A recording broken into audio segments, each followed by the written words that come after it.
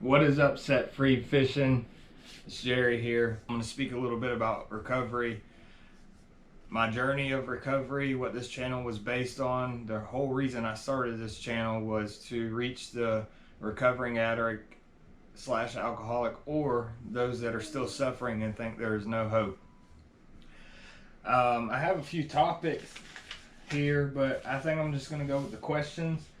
My wife actually wrote these questions, and there's a lot of good ones on here that I think could help a lot of people out with their battle, with their struggle, or with their continuous fight, because it's something that's never going to end. You're always, if you're anything like I am, it gets easier, but you're always going to battle the rest of your life, I believe.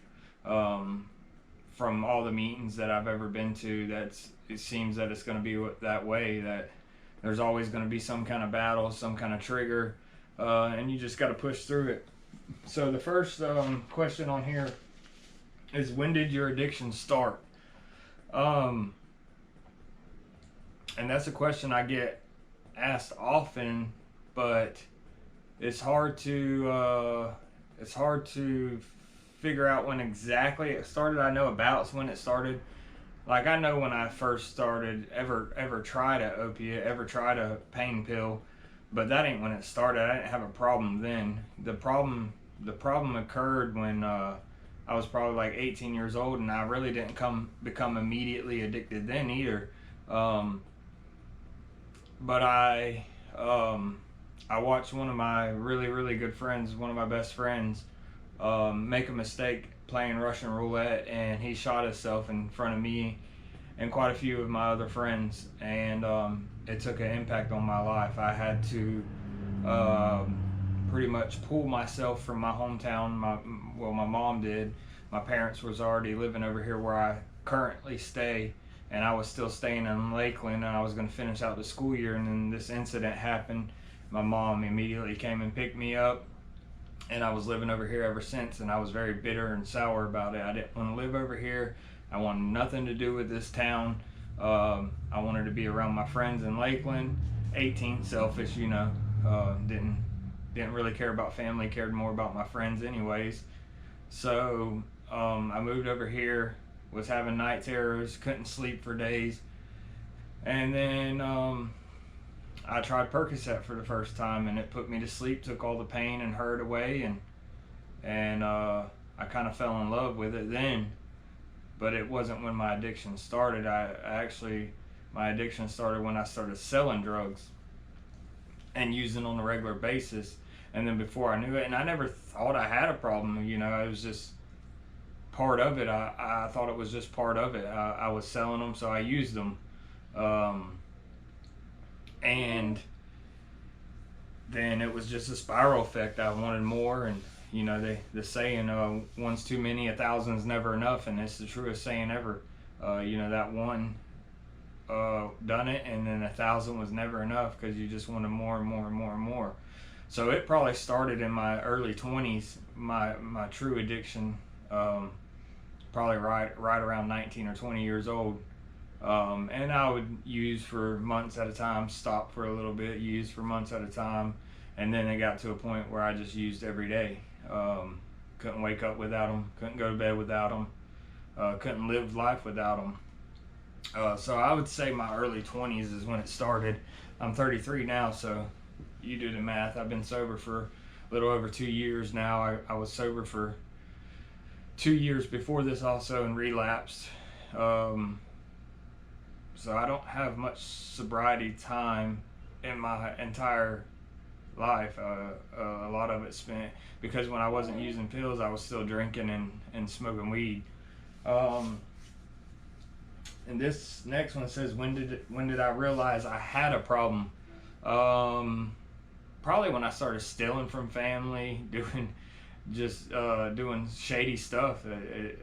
And I still didn't think I had a problem. I still thought I had it under control to an extent, but I really don't know when I realized I had a problem. Maybe when my family started questioning me, and questioning my character. Maybe that's when I realized it. Maybe it was when I was spending jail time over it. I didn't really realize it. God actually made me realize that God started speaking to me, and pricking my heart, and pretty much whispering in my ear, "This is not the man I intended you to be. This is not the man I wanted you to be.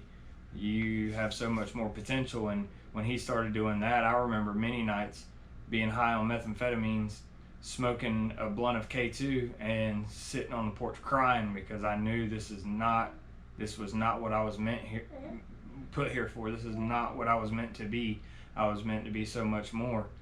So I realized it was a problem. I mean, it's drugs, so it's a problem anyways, but it took me a while to realize that it was a true problem, and it took God just speaking to me and speaking to my heart, and it made me realize that this isn't who I was supposed to be. This says, what was your drug of choice? It started with weed and drinking, which I don't necessarily condemn weed because it helps in the medical field tremendously. It helps kids with autism. It helps many adults with anxiety and stuff like that. So it's really, if you utilize it the right way, it can be a lifesaver. But for me personally, I can't use it because I'm an addict and I take everything to the extreme. Even weed will be too much for me because I don't know when to stop, and I'll spend too much money on it and don't know how to control anything that I do. So, but my drug of choice when I was in deep addiction was pills, opiates, painkillers, Lortabs, hydrocodone, Oxycontin, Roxy's, whatever you want to call them. That was my drug of choice. That's what bound me up. That's what had control of me the most. And then at one point, it was just whatever I could get my hands on: methamphetamines, cocaine, even tried heroin. Didn't really care for it, but I did try it. I mean, I've done mushroom, you name it, I've pretty much done it. Mushrooms, I never really smoked crack or nothing like that, but I've tried my fair share of a little bit of everything, ecstasy, all of it. I mean, I've tried quite a few things, and towards the end, my drug of choice was pretty much whatever took me out of reality, whether it be methamphetamines, K2, weed, pills. I'd do them all at once sometimes, just a mixture of all of it. Xanax, whatever it may be, just anything to numb me. And maybe that's when I realized I had a problem, actually, when I would do anything to numb reality.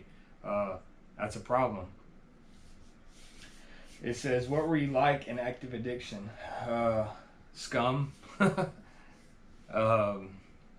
I wasn't who I was meant to be, that's for sure. I was a piece of crap, to be quite frank about it. I mean, I'm not here to sugarcoat nothing. And most are that are in active addiction. Even if you have a good heart, because I had a good heart and I went out of my way to help people still, but I put me first. Me. That's all I cared about. Me, and when I was going to get high and how I was going to get high. And it didn't matter what stood in my way. I was going to get high, whether it was stealing from my own mother's purse or robbing the dope man or whatever it may be.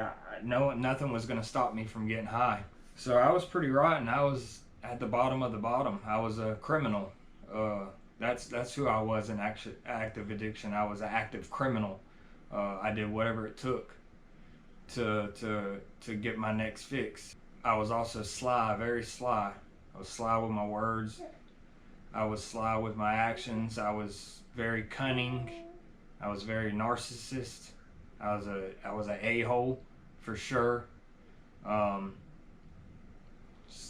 It's just, I mean, all the bad characteristics that you could think of that comes with addiction, that was me. And I played the part very well. Had many people fooled for mostly I had myself even fooled to think that I was fooling others, and I really wasn't. I just thought I was, and in my head I painted the picture that I was, and nobody knew. In reality, they did know. I just didn't think they knew. It says, what worst thing I ever did in active addiction?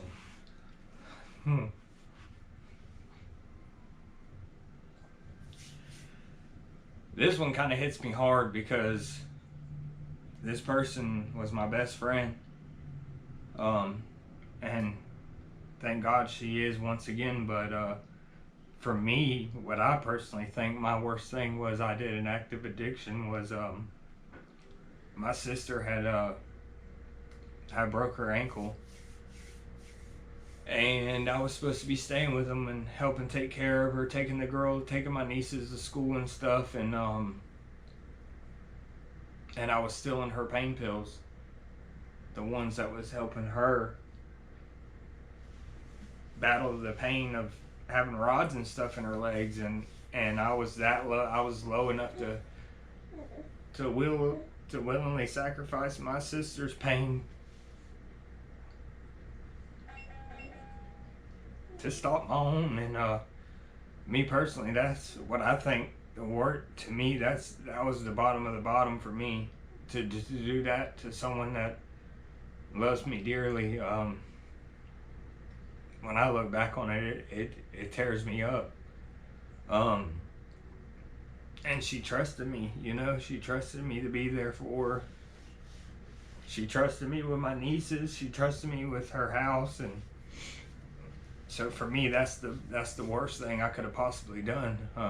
Yes, she has forgiven me, and yeah, we're closer now than we've probably ever been. And I have a key to her house now because she can once again trust me. But for me, that was the worst, hands down. I don't think there's anything that I done to anybody else. A little money here and there, yeah, that's wrong, but it didn't hurt nobody the way I probably hurt her. Not only physically but emotionally too. So yeah, for me that was probably the worst. The next question I actually get asked a lot, and it's always the same answer. It says, biggest regret. Yeah, of course there's regrets, but I look past regretting it because I see it as, sure, I probably could have still became the person I am in a roundabout way, but my past has made me who I am today. If I regret anything, it's the time away from family. That would be my biggest one, but at the same time, I don't regret much because it made me who I am. It made me appreciate family so much more. And it just made me who I am. Everything that I went through, everything that I done got me to where I am today. So if I regretted anything, that would be me regretting the path that made me who I am today. It made me, I don't know, I have more feels than I ever had. I appreciate things more than I ever appreciated in my entire life. The little things. And honestly, I don't have regrets because it made me who I am. People might think that's wild, but that's the way I see it. If it wasn't for me making these choices, doing these things, I wouldn't appreciate life as much as I do. So, if anything, it might be the family thing, but other than that, no, I don't, because I wouldn't be me if I changed any of that. If I regretted those choices, I wouldn't change none, that's for sure. So, everybody regrets their past in a roundabout. Even the saints regret some of the things they done, but it is what it is, and I don't live in that world no more. So I live in the future. I live in the present, and it's called the present because it's a gift. If you woke up today, it's a gift from God to allow you to stay here one more day with your family, friends, loved ones. And that's why it's called a present, because I believe it's a gift. What did I miss out on while using? Everything. What didn't I miss out on would probably be easier to answer. I missed out on my nieces growing up. Yeah, I was there. I seen some of it, but I don't remember a whole lot of stuff. Uh, so I'm still missing out because I don't remember. I don't remember a lot of things. I don't remember. Heck, I don't even remember sometimes talking to my sister because I was so strung out and high that I'd see her at a store or something and never even remember. But I missed out on family the most. That's what I missed out on. I missed out watching my nieces grow up. I missed out watching my nephew grow up for the most part. I really mostly my nieces though. My three oldest nieces I missed out on the most. Missed out on time with family. Missed out on a lot of things. A lot of things could have been different if I wouldn't have been using it. If I would have had a real job. If I would have had a real life, and real goals, I would have probably. But at the same time, I wouldn't have what I have today. Yeah, I missed out on it, but it led me right to where I'm at. So, but I missed out on family the most, and that's the most important thing in this world is family.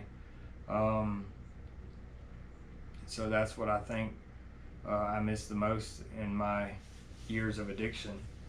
What was my wake-up call to get sober? That very story I just told you about sitting on the porch, and God had been speaking to me for months and months. I can remember, maybe year or more. There was just little things here and there. I'd wake up in the middle of my night sometimes, and it was always around Christmas time, and I'd wake up and whatever channel I had been watching, when I fell asleep, passed out. I didn't fall asleep. I passed out on drugs or whatever I passed out on it that night. It was always, for some reason, it was always around like Christmas or some kind of religious holiday or and I'd wake up and there would be the movie. It was a movie called The Greatest Story Ever Told, which is the movie of Christ.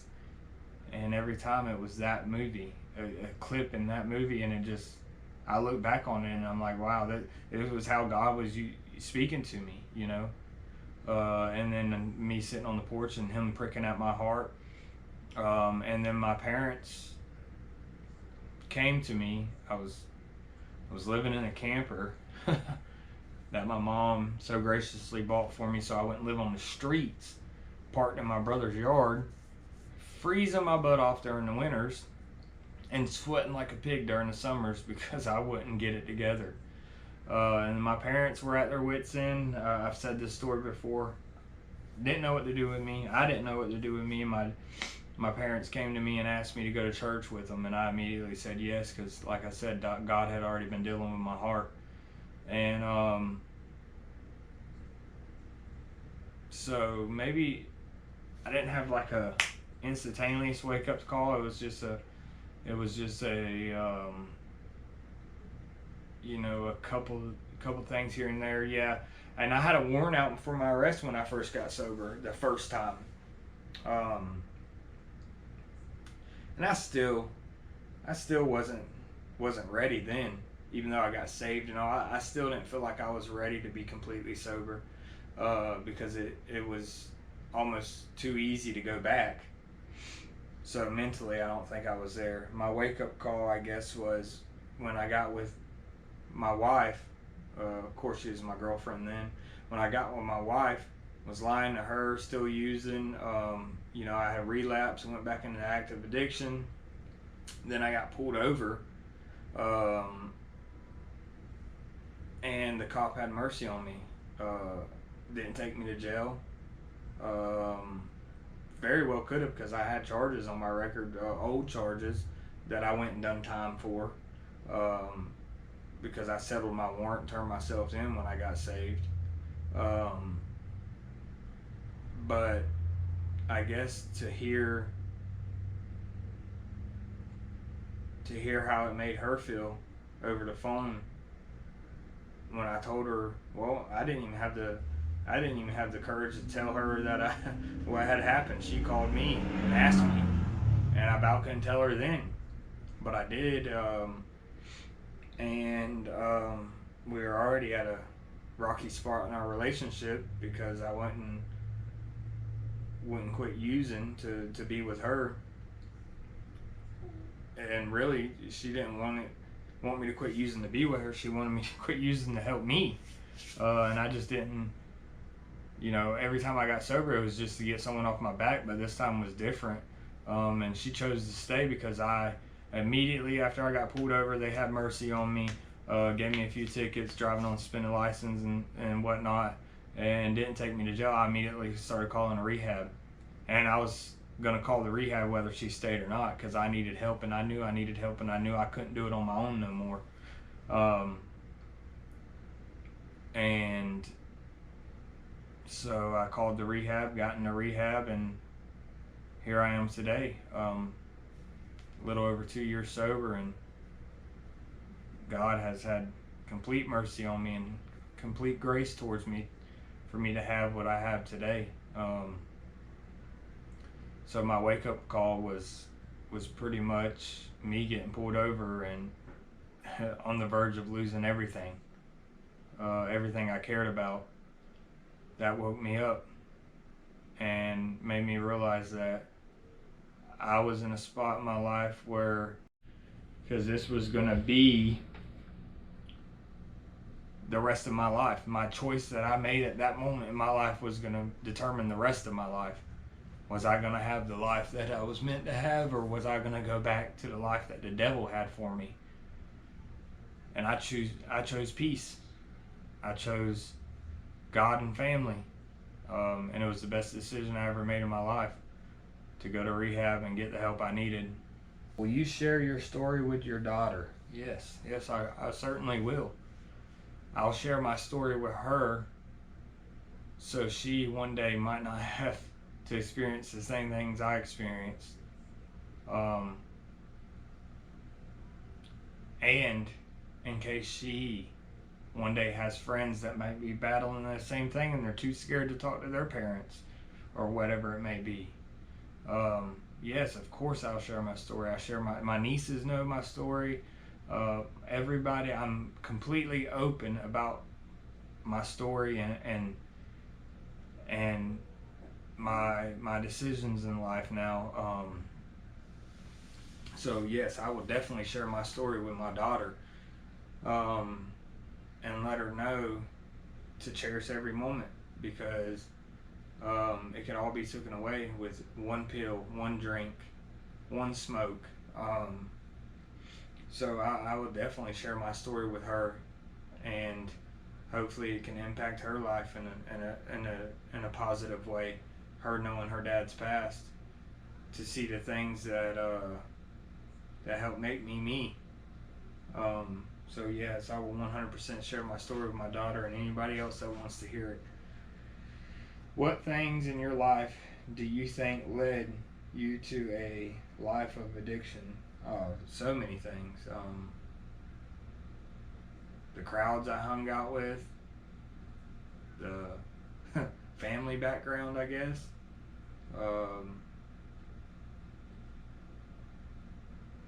Seeing my best friend shoot himself. That was definitely one of the straws that broke the camel's back.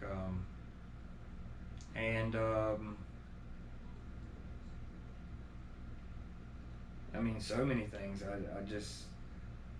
I lived a party lifestyle, and it was mostly the crowd I hung out with that led me there. And then, all of it's associated with each other. If you got friends using one drug, most likely some of them are using others too, and then it just happens. One day you're there smoking a joint, and the next thing you know, someone's asking you if you want to try a line of cocaine. I mean, it's all a gateway. I mean, even alcohol is probably the biggest gateway, and everything's a gateway, but it's also a choice. I mean, of course you can say no if you're only a weed smoker or whatever, but it's all a gateway, because you feel this, you see that this makes you feel this way. Oh, I wonder what this is going to make me feel like. So it's all a gateway. Every pothead will try to argue to the death that weed's not a gateway drug. The only thing it leads to is the refrigerator. Yeah, that's true, but at the same time, it leads to other things because it's just in that environment. It's around. I mean, drugs are drugs, and people that use drugs most of the time use a lot of different drugs. Now I know there's people out there that just smoke pot, but I guarantee you at one point in their life they've tried other things and it just wasn't for them. So everything's a gateway. You're drinking all night, you're tired, you barely can drive home. Somebody has some methamphetamines. You might not think, oh, I'm gonna smoke meth one day, and then you're like, you see how wound up they are and ready to go and drinking all night long, and you try methamphetamines. I mean, it's a product of it's the product of the environment that you're in. If you're around people that use drugs, do alcohol, I guarantee you, I'd say there's a 90% chance that something else is going to be offered to you one day. And a lot of it had to do with me being naive too. Me being naive led me to addiction, a life of addiction. Thinking I was helping someone when really I was punishing myself in the long run. I was helping them short term, but I had a endless supply of prescription drugs. Won't mention who or anything like that, but I would try everything that I had got from them, and then I liked it so much, and it was just a every month recurring thing, and I thought I was doing them a favor, and I was really I was doing them a favor, but hurting myself in the long run. And it was someone real close, and they were kind of naive to the whole situation too. They didn't know nothing about none of the eventually they did. We all woke up to it except me. It took me longer. At one point they did cut me off because they seen what it was doing, but for the longest time they also used it against me, to use me for things, to help them. But there's many things that led to a life addiction for me, and it was just a chain reaction of choices that I made. Yes, this can become a disease, and I might get a lot of lashback from this, because everybody wants an excuse for a relapse. Everybody wants an excuse for using. It's a disease.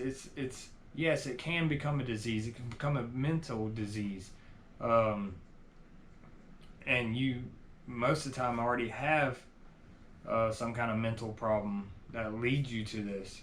But for me, I believe it's a choice. You choose every day what you're going to do with your life. You choose every single day whether you're going to pick up again, whether you're going to not pick up, whether you're going to stay sober, whether you're going to drink, whether you're going to do whatever it may be, whether you're going to put shoes on the right way or the wrong way. You make that choice each and every day. And after you make that choice so many times and say yes day after day after day after day, yeah, you do become mentally ill. You become mentally dependent upon something that you wasn't even meant to have. So I think over time it becomes a mental disease.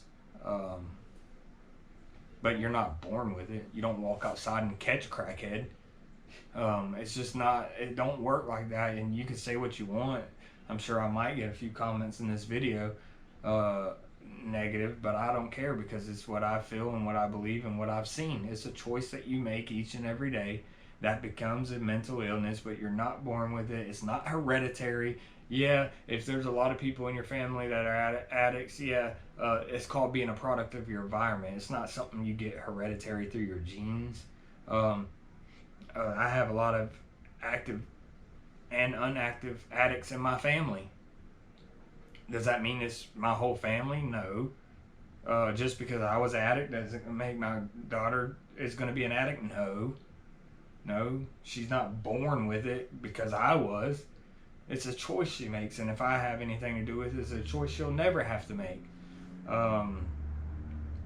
So think what you want about how I feel about it, but it's my opinion, and I'm entitled to that opinion. And I believe it's a choice that you make that can become a mental illness over time, but it is possible to get rid of it. It's called mental exercises. You got to mentally train yourself that you don't need that no more, that it made your life horrible, that your life can be good without it, and you can because that's the biggest battle. The physical battle only lasts so long. You know, the physical dependency on it. It's the mental side of it that lasts forever.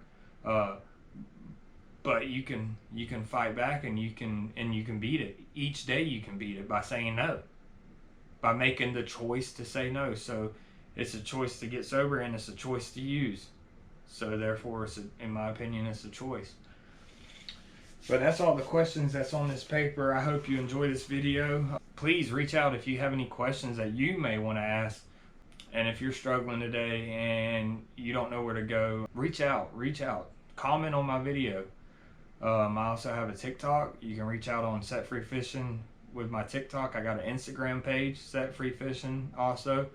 I'm going to try to make a Facebook page just for this channel. But if you would reach out on Instagram or TikTok or on YouTube, it'll be a lot easier because I'll know that's what you're reaching out for. If you got any questions, if you got some questions that you want answered on an upcoming video, feel free to comment and ask. If you got questions on where I started or anything, actually a video I'm going to try to do soon is where to start, like where to start for help or whatnot. But I thank you for all the love and support so far. I hope you've been enjoying the fishing videos. That's my passion.